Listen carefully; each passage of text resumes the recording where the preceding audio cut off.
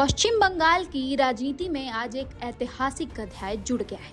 जिस बंगाल को कभी टीएमसी का अभेद किला माना जाता था, जहां बार बार यह दावा किया जाता था कि बीजेपी 7 जन्मों में भी सत्ता तक नहीं पहुंच सकती, वहां आज जनता ने लोकतंत्र की ताकत से एक नया इतिहास लिख दिया है। बंगाल चुनाव को लेकर जितने भी संशय, आशंकाएं और राजनीतिक दावे थे, उन सभी पर आज पूर्ण विराम लग चुका है, क्योंकि बीजेपी ने ममता बनर्जी के 15 वर्षों के पुराने सत्ता किले को ध्वस्त करते हुए बंगाल की सत्ता पर विजय पताका फहरा दिया है।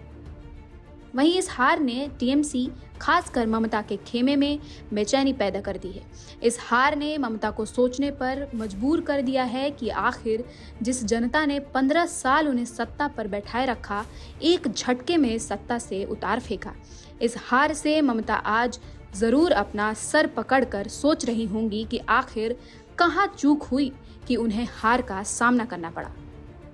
लेकिन बीजेपी के लिए यह सिर्फ एक चुनावी जीत नहीं, बल्कि बंगाल की जनता द्वारा दिया गया एक स्पष्ट राजनीतिक संदेश है कि लोकतंत्र में भय, हिंसा, कटमनी, सिंडिकेट राज और राजनीतिक आतंक के लिए कोई स्थान नहीं है।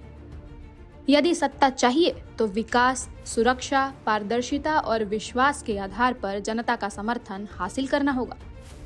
इस चुनाव में रिकॉर्ड मतदान प्रतिशत ने भी बंगाल की बदलती राजनीतिक चेतना को दर्शाया। पहले चरण में 93% मतदान, दूसरे चरण में 91% से अधिक मतदान यह बताता है कि बंगाल की जनता इस बार परिवर्तन के लिए पूरी तरह प्रतिबद्ध थी। आज श्यामा प्रसाद मुखर्जी का वह सपना भी साकार होता दिखाई दे रहा है।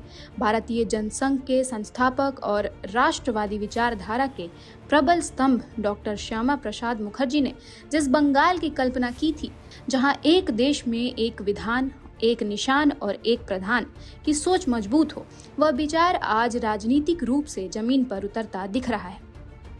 आपको बता दें कि बीजेपी की इस जीत के पीछे केवल राजनीतिक रणनीति नहीं, बल्कि जन कल्याण और विकास आधारित व्यापक घोषणा पत्र भी एक बड़ा कारण रहा है। बीजेपी द्वारा बंगाल की जनता से किए गए प्रमुख वादों ने हर वर्ग को प्रभावित किया, जैसे महिलाओं के लिए प्रति माह 3000 की आर्थिक सहायता, जो मौजूदा योजनाओं की तुलना में दुगनी सहायता का वादा था। सरकारी नौकरियों में महिलाओं को 33% आरक्षण, वही युवाओं के लिए बेरोजगार युवाओं को 3000 मासिक भत्ता, प्रतियोगी परीक्षाओं की तैयारी हेतु 15,000 की सहायता, सरकारी कर्मचारियों के लिए 45 दिनों के भीतर लंबित डीए बकाये का निपटारा, 7वें वेतन आयोग को लागू करने का वादा।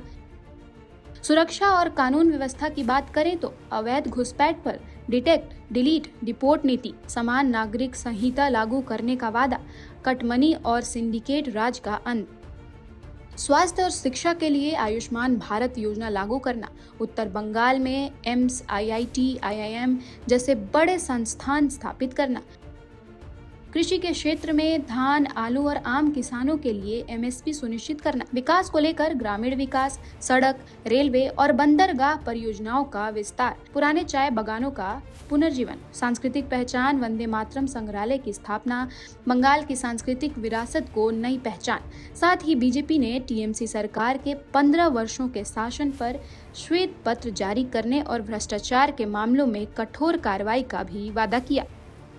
यही कारण रहा है कि बंगाल की जनता ने इस बार केवल सत्ता परिवर्तन नहीं, बल्कि शासन व्यवस्था परिवर्तन के पक्ष में मतदान किया।